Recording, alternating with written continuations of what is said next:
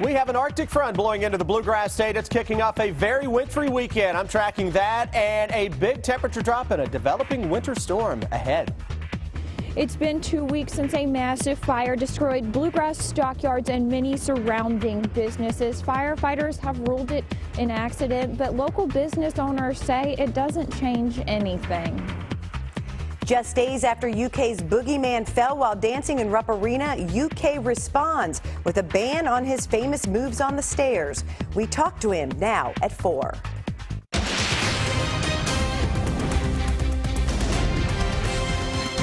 WKYT News starts now with First Alert Weather.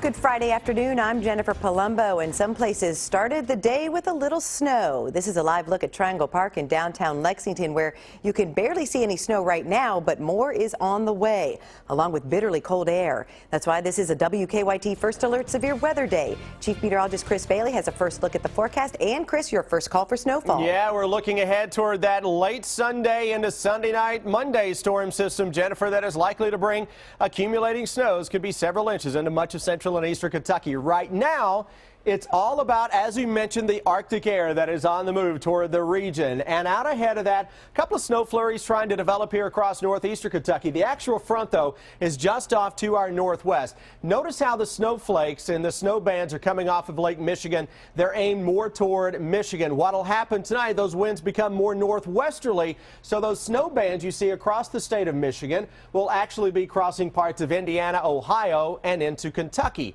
As that Arctic air makes its way on into town, wind chills could be dangerously cold later tonight. It's bitter cold that we are tracking tonight and into your Saturday. Snow moves in for Valentine's Day with a developing winter storm that will likely put down snow into the entire state. I will talk totals with the infamous first call for snowfall coming up in 15 minutes. Thanks, Chris. Investigators believe the cold might have played a role in the death of a man in Lexington. 22-year-old Justin Adams was found unconscious behind the Taco Bell on Nicholasville Road last night. He was rushed to UK hospital where he died. The state medical examiner will conduct an autopsy in Frankfort, and the city has now put out a warning about this weekend's cold. We'll have that on WKYT News at 5. Investigators have released the first report about the cause of that massive fire at the Bluegrass Stockyards nearly 2 weeks ago. The Lexington Fire Department has ruled the fire an accident and says construction workers sparked it. WKYT's Caitlin Sentner has reaction from the owner of a nearby business. It's our top story at 4. Weather conditions were much different 2 weeks ago. It was a sunny and very windy day when the stockyards caught fire. It caused that fire to spread to many businesses, and firefighters say that's something they don't often see. The Bluegrass Stockyards quickly engulfed in flames. 2 weeks later, firefighters are able to go on record ruling the enormous fire an accident. They tell us construction workers had been working on the roof and that it was a circular saw to cut metal roofing that started it all. Many surrounding businesses are a total loss, but a tree trimming company directly across the street, amazingly, is essentially untouched. The owners say they saw everything and they're not sure how or why they weren't in the fire's path. I mean, I stood there for a while because I didn't know what to do. I mean, I was just devastated. And then finally they called me and hollered at me pretty hard, so I hobbled over there and they raised the fence up and I got under the fence because I couldn't go out the gate because it was too hot. Surrounding businesses are still trying to figure out where to go from here. In Lexington, Caitlin Sentner, WKYT. Firefighters are finishing up the investigation. We reached out to Bluegrass Stockyards officials and haven't yet heard back. Fire has destroyed a popular southern Kentucky restaurant.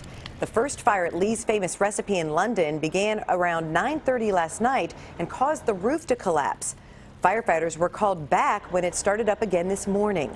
Customers say they'll miss the restaurant. I always like their gizzards and livers, so that's what I mainly eat when I eat there. And they usually have a buffet there. You can go there and eat all you want during lunch. The restaurant was closed when the fire started and no one was inside at the time. Our reporters are working on a number of other stories for WKYT starting at 4:30. Sam Dick joins us from the newsroom with a look at some of the news in progress. Good afternoon, Sam. Good afternoon, Jennifer. Lexington police have arrested a man they say used a position of special trust in the church to rape a juvenile. Tony Sassnet is charged with 5 counts of rape and prohibited use of electronic communication system. Investigators say Sassnet requested nude photos of a girl and had sex with her 5 times. He was listed as a brother with the Greater Faith Apostolic Church, but the church says he's no longer a member. We'll have more on that case and the investigation ahead on WKYT News coming up at 6 o'clock. UK superfan Darren Moscow will not be allowed to dance anymore in the aisles at Rupp Arena. Known as the UK Boogeyman, Moscow performs a routine at every home game, but during this week's Georgia game, he fell hard while holding a young fan who joined him. Neither was hurt.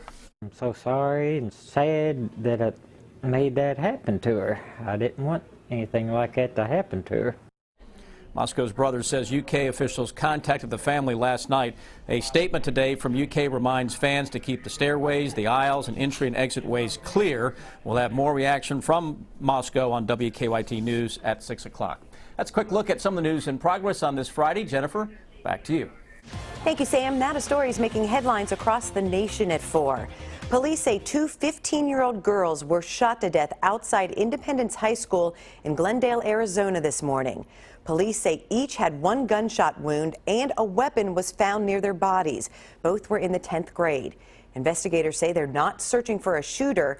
They do not know what relationship, if any, the girls had.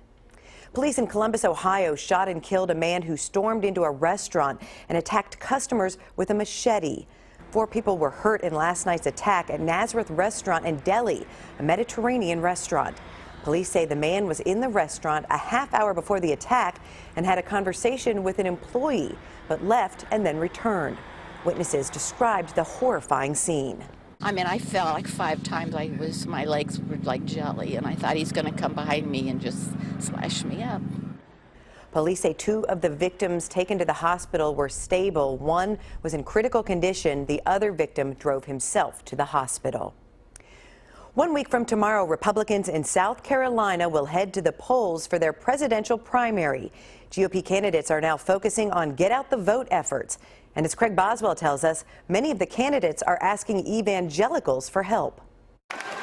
John Kasich is on the stump, hoping to turn his second-place finish in New Hampshire into a surprise in South Carolina. A lot more money's coming in, just like we expected would happen after New Hampshire. Our events are a lot bigger. People are a lot more interested. Ted Cruz is following the same game plan he used to win the Iowa caucuses by implementing a large get-out-the-vote effort. He's also working to get major support from evangelical Christians who make up 65% of South Carolina voters. Cruz made his pitch to South Carolina preachers in this video from the Brody File on CBN News. The men and women in this room have the ability to change the outcome of the South Carolina primary. Cruz's rivals are also pushing for the evangelical vote. Jeb Bush spoke at the Faith and Family Forum at Bob Jones University. Marriage and family is in essence, the single most powerful political institution in our society. Jim Guth studies the impact of religious groups in today's political system. How important is the evangelical vote in South Carolina?